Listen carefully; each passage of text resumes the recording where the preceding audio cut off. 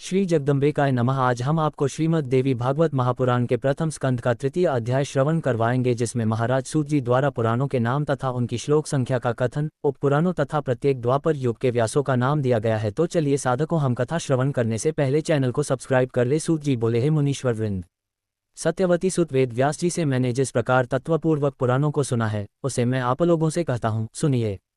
उनमें 2 म वालिक मत्स्य पुराण, मार्कंडेय पुराण 2, भ वालिक भविष्य पुराण तथा भागवत 3, ब्र वालिक ब्रह्मा ब्रह्मांड और ब्रह्मवैवर्त पुराण 4, व वालिक वामन विष्णु वायु और वाराह पुराण, अ वाला अग्नि पुराण, ना वाला नारद पुराण, प वाला पद्म पुराण, लिन वाला लिंग पुराण, ग वाला गरुड़ पुराण, को वाला कूर्म पुराण, सक वाला स्कंद पुराण। ये पृथक पृथक 18 पुराण हैं।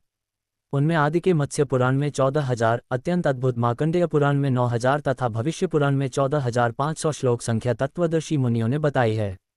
पवित्र भागवत पुराण में 18,000 और ब्रह्म पुराण में 10,000 श्लोक हैं। ब्रह्मांड पुराण में 12,100 तथा ब्रह्मवैवर्त पुराण में 18,000 श्लोक हैं। हे शौनक, वामन पुराण में 10,000 तथा वायु पुराण में 24,600 श्लोक हैं। उस परम विचित्र विष्णु पुराण में 23,000, वाराह पुराण में 24,000, अग्नि पुराण में 16,000 तथा नारद पुराण में 25,000 श्लोक कहे गए हैं। विशाल पद्म पुराण में 55,000 और लिंग पुराण में 11,000 श्लोक हैं। इसी प्रकार साक्षात भगवान के द्वारा कहे हुए गरुड़ पुराण में 19,000 तथा कूर्म पुराण में 17,000 श्लोक हैं। परम विचित्र स्कंद पुराण में 81,000 श्लोक कहे गए हैं। हे पापरहित मुनियों, इस प्रकार मैंने पुराणों तथा उनके श्लोकों की संख्या विस्तारपूर्वक बता दी। हे मुनिव्रो, अब उपपुराणों की भी संख्या सुनिए। उनमें सर्वप्रथम उपपुराण सनत कुमार है, तत्पश्चात नरसिंह, नारदीय, शिव, दुर्वासा, कपिल, मनु, उष्णा, वरुण, कालिका, साम, नंदी, सौर, पराशर, आदित्य, माहेश्वर, भागवत तथा 18वां वासिष्ठ, ये सब उपपुराण महात्माओं द्वारा बताए गए हैं। सत्यवतीज्ञ वेदव्यास जी ने 18 पुराणों की रचना करने के बाद उन्हीं विषयों से विस्तारपूर्वक उस अतुलनीय महाभारत का प्रणयन किया। प्रत्येक द्वापर युग में भगवान वेदव्यास जी ही धर्मरक्षार्थ पुराणों की यथाविधि रचना करते रहते हैं। जब जब द्वापर युग आता है, तब तब साक्षात भगवान विष्णु ही व्यास जी के रूप में अवतीर्ण होकर सर्वलोकहितार्थ वेद के अनेक भेदोपभेद करते हैं। विशेषकर कलियुग में ब्राह्मणों को अल्पायु एवं अल्पबुद्धि जानकर वे युग युग में पवित्र पुराण संहिताओं का निर्माण करते हैं। स्त्रियों, शूद्रों तथा भ्रष्ट द्विजातियों को वेद श्रवण का अधिकार नहीं है, इसलिए उनके कल्याण के लिए व्यास जी ने पुराणों की रचना की है। हे श्रेष्ठ मुनिगण, इस वैवस्वत नामक शुभ 7वें मनवंतर के 28वें द्वापर युग में परम धर्मनिष्ठ सत्यवती पुत्र मेरे गुरु श्री व्यास जी हुए और 29वें द्वापर में द्रोणी नाम के व्यास होंगे। इनके पूर्व भी 27 व्यास हो चुके हैं, जिन्होंने प्रत्येक युग में अनेक पुराण संहिताएं रची हैं। ऋषियों ने कहा, हे महाभाग सूत जी, अब आप पूर्वकाल में प्रत्येक द्वापर युग में अवतीर्ण हुए पुराण वक्ता व्यासों की कथा कहिए। सूत जी बोले, सृष्टि के बाद सर्वप्रथम द्वापर युग में स्वयं ब्रह्मा जी ने ही व्यास के रूप में प्रकट होकर वेदों का विभाजन किया। दूसरे द्वापर में प्रजापति व्यास बने, तीसरे द्वापर में शुक्राचार्य, चौथे द्वापर में बृहस्पति, 5वें में सूर्य तथा छठे में यमराज ही साक्षात व्यास बने थे। 7वें द्वापर में इंद्र, 8वें में वशिष्ठ मुनि, 9वें में सारस्वत और 10वें द्वापर में त्रिधामा जी व्यास हुए। 11वें में त्रिवृष, 12वें में भरद्वाज मुनि, 13वें में अंतरिक्ष और 14वें द्वापर में धर्मराज स्वयं व्यास बने।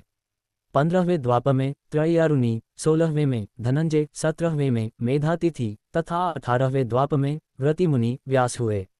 19वें में अत्रि, 20वें में गौतम और 21वें द्वापर में हर्यात्मा उत्तम नामक व्यास कहे गए हैं।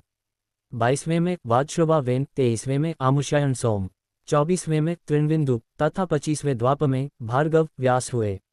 26वें में शक्ति, 27वें में जातुकर्ण्य और 28वें द्वापर में कृष्णद्वैपायन जी व्यास हुए। इस प्रकार 28 व्यासों के नाम जैसा मैंने सुना था वैसा बता दिया। इन्हीं कृष्णद्वैपायन व्यास जी के द्वारा कहे गए श्रीमद् देवी भागवत पुराण को मैंने सुना था, जो पुण्यप्रद, सब प्रकार के दुखों का नाश करने वाला, सब प्रकार के मनोरथ पूर्ण करने वाला, मोक्षदाता, वैदिक भावों से ओतप्रोत तथा सभी आगमों के रसों से परिपूर्ण, अत्यंत मनोहर एवं मुमुक्षुजनों को सदा प्रिय लगने वाला है। जिस अत्यंत पवित्र पुराण को रचकर व्यास जी ने अरणी के गर्भ से उत्पन्न विद्वान महात्मा एवं विरक्त अपने पुत्र शुकदेव जी को पढ़ाया था, हे मुनिवृंद, उसी रहस्यमय महापुराण श्रीमद् देवी भागवत को मैंने भी करुणासागर अपने गुरु व्यास जी के मुख से संपूर्ण रूप से यथार्थता सुना तथा उनकी कृपा से उसे हृदयगम कर लिया है। जिस समय योनिज एवं अपूर्व बुद्धिमान अपने पुत्र शुकदेव जी के प्रश्न करने पर व्यास जी ने रहस्ययुक्त इस पुराण को सुनाया, उस समय मैंने भी एक साधारण श्रोता के रूप में इस महान प्रभाव वाले श्रीमद् देवी भागवत महापुराण को सुन लिया। हे सर्वश्रेष्ठ मुनिजन, श्रीमद् भागवत रूपी इस कल्प वृक्ष के फल के स्वाद के प्रति आदर बुद्धि रखने वाले तथा अपार संसार सागर से पार पाने के लिए श्री शुकदेव जी ने अनेक प्रकार की सुंदर एवं रसमयी कथाओं से युक्त जिस अद्भुत महापुराण को विधिवत अपने कर्णपुट से प्रेमपूर्वक सुना है, उसे श्रवण करके भी जो कलिकाल के भय से मुक्त न हुआ, भला ऐसा प्राणी इस भूतल पर कौन होगा।